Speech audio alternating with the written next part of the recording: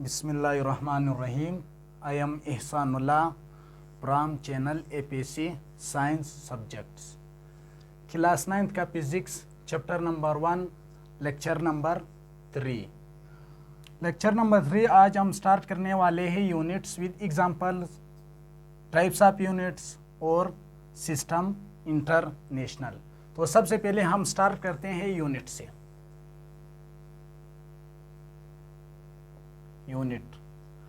Unit क्या होता है?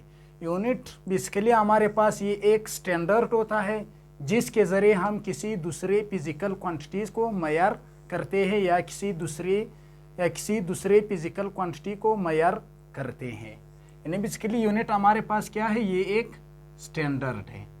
मिसाल के तौर पर यह हमारे पास क्या है? ये पेन है।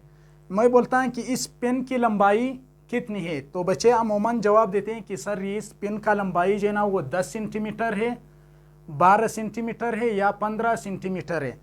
मैंने लेंथ का बोला, लेकिन लड़कों ने जवाब किस चीज़ में दिया? मीटर सेंटीमीटर में दिया, या मिलीमीटर में देगा, या मीटर में देगा।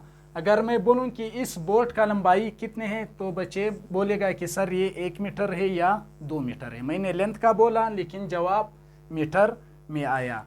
अगर मैं बोलूं कि इस पेन का मास कितना है, तो बच्चे जवाब देगा कि ये 10 ग्राम या 12 ग्राम। मैंने मास का बोला, लेकिन बच्चों ने जवाब किस चीज़ में दिया? ग्राम में दिया। तो ये मीटर, सेंटीमीटर, मिलीमीटर या किलोग्राम या ग्राम या पौंड, या हमारे पास क्या चीज़ होते हैं? ये एक स्टैंडर्ड होते हैं। क्या होते हैं? स्टैंडर्ड होते हैं।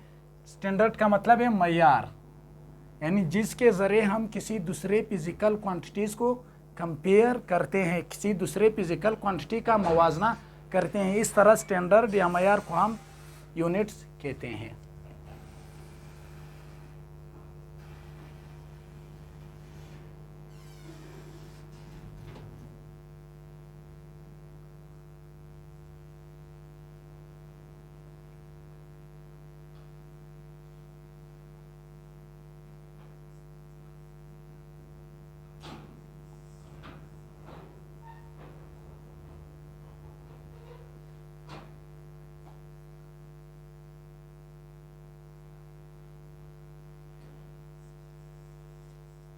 The standard which are used for comparing the physical quantities, यानी वो मैयार जिसके ज़रिए हम कोई दूसरा फिजिकल क्वांटिटी को मैयार करते हैं, कंपेयर करते हैं या किसी दूसरे फिजिकल क्वांटिटी का मुवाजना करते हैं। इस तरह स्टैंडर्ड या मैयार को हम क्या कहते हैं? यूनिट्स कहते हैं। फिर हम आते हैं टाइप्स ऑफ यूनिट्स।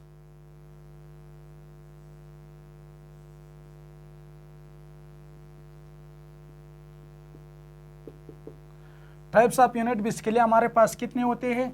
एक हमारे पास होता है बेस यूनिट और दूसरा हमारे पास होता है डिराइव्ड यूनिट्स। क्या होता है? Base unit, derived. इसी बेस यूनिट को हम दूसरा नाम देते हैं fundamental unit.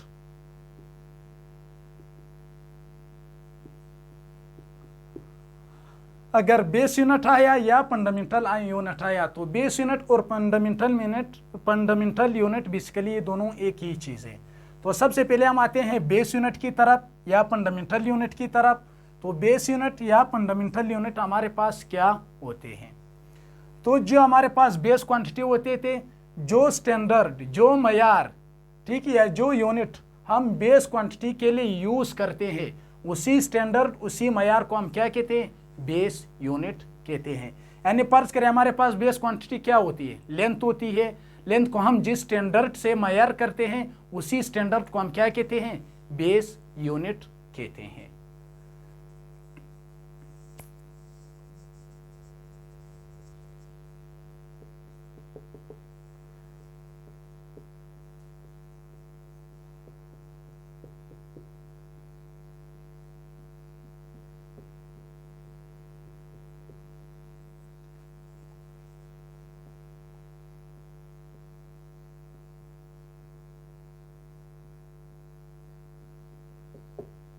The unit of base quantities are called base units, यानी वो स्टैंडर्ड, वो मैयार जिसके ज़रिए हम बेस क्वांटिटी को कंपेयर करते हैं, बेस क्वांटिटी को मयार करते हैं, उसी स्टैंडर्ड या उसी मयार को हम क्या कहते हैं, बेस यूनिट कहते हैं।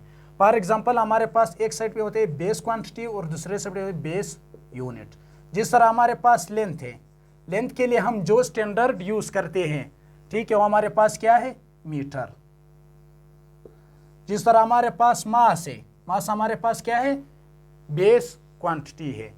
लेकिन बेस क्वांटिटी, इसी मास के लिए जो यूनिट, जो स्टैंडर्ड हम यूज करते हैं वो हमारे पास क्या है, किलोग्राम है। जिस तरह हमारे पास है टाइम, टाइम हमारे पास बेस क्वांटिटी है, इसका जो स्टैंडर्ड है, जो मयार है, वो हमारे पास क्या है, सेकंड है। यानी इस तरह वो स्टैंडर्ड, वो मयार जिसके ज़रिए हम बेस क्वांटिटी को मयार करते हैं या बेस क्वांटिटी को कंपेयर करते हैं, इसी तरह के स्टैंडर्ड या मयार हमारे पास क्या कहलाते हैं, वो बेस यूनिट्स कहलाते हैं। डिराइव्ड यूनिट्स, डिराइव्ड यूनिट्स क्या होते हैं, यानी वो स्टैंडर्ड, वो मयार जो हम डिराइव्ड क्वांटिटीज़ के लिए यूज़ करते हैं, यानी वो स्टैंडर्ड, वो मयार जिसके ज़रिए हम डिराइव्ड क्वांटिटीज़ को मयार करते हैं या जिसके ज़रिए हम डिराइव्ड क्वांटिटी को कंपेयर करते हैं, इस तरह के स्टैंडर्ड या मयार हमारे पास क्या कहलाते हैं, वो डिराइव्ड यूनिट्स कहलाते हैं।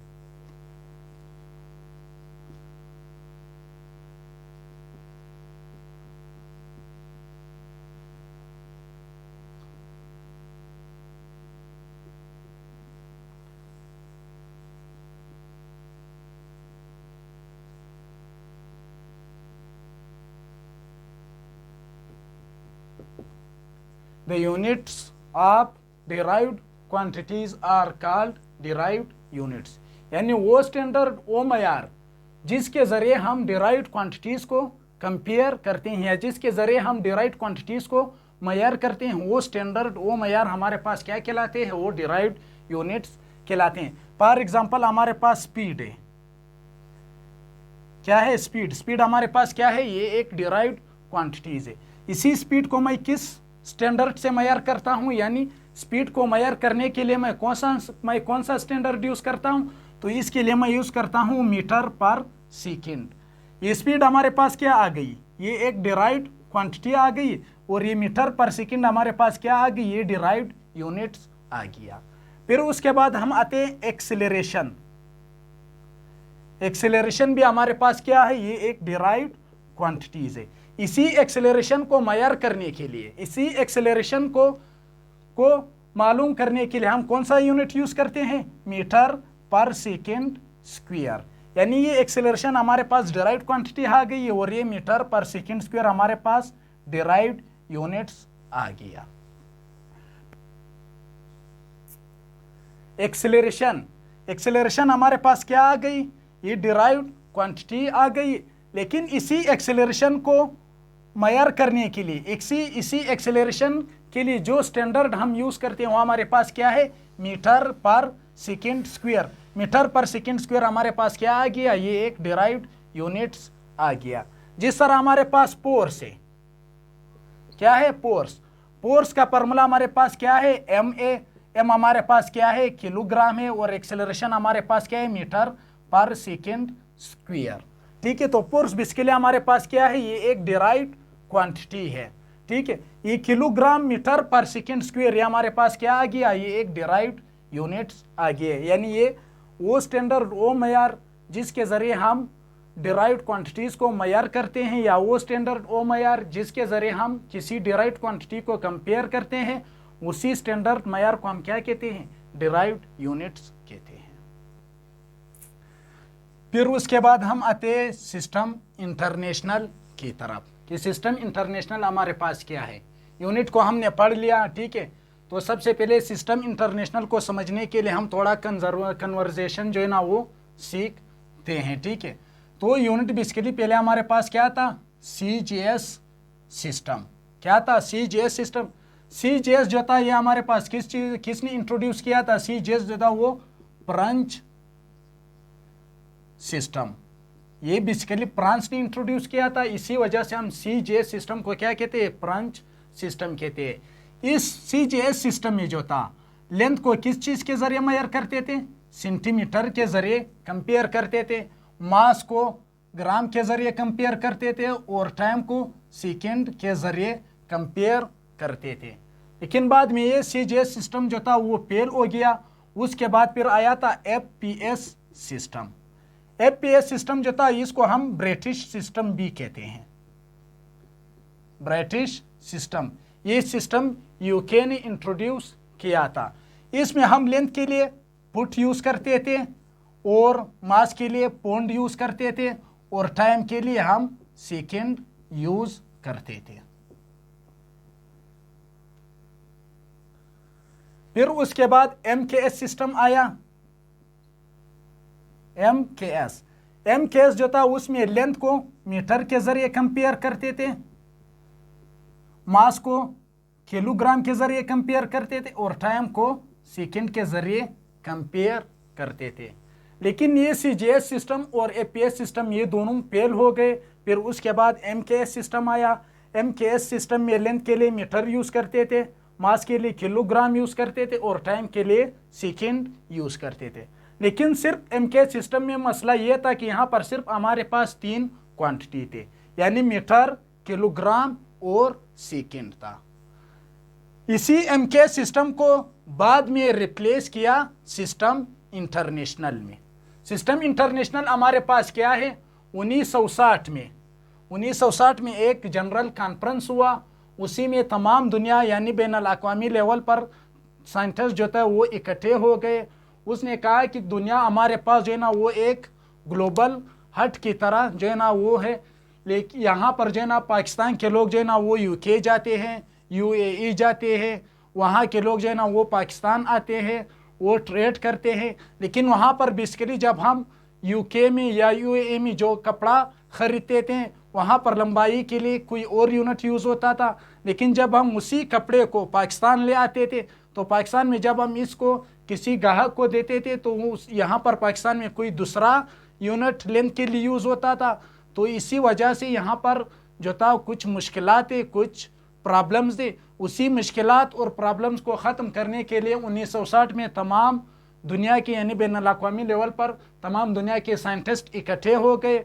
उसने कहा कि ये फिज़िकल क्वांटिटीज़ है, यानी जो बेस क्वांटिटी है उसी बेस क्वांटिटी को हम एक स्पेसिफिक डिफिनेशन देंगे और इसी बेस क्वांटिटी को हम एक स्पेसिफिक स्टैंडर्ड देंगे यानी यूनिट देंगे। यानी कि ये डिफिनेशंस और ये स्टैंडर्ड तमाम दुनिया में राइज होंगे और तमाम दुनिया में यही चीज़ें, यही स्टैंडर्ड, यही डिफिनेशन यूज़ होंगे। उसी सिस्टम को नाम दिया था सिस्टम इंटरनेशनल इन 1960।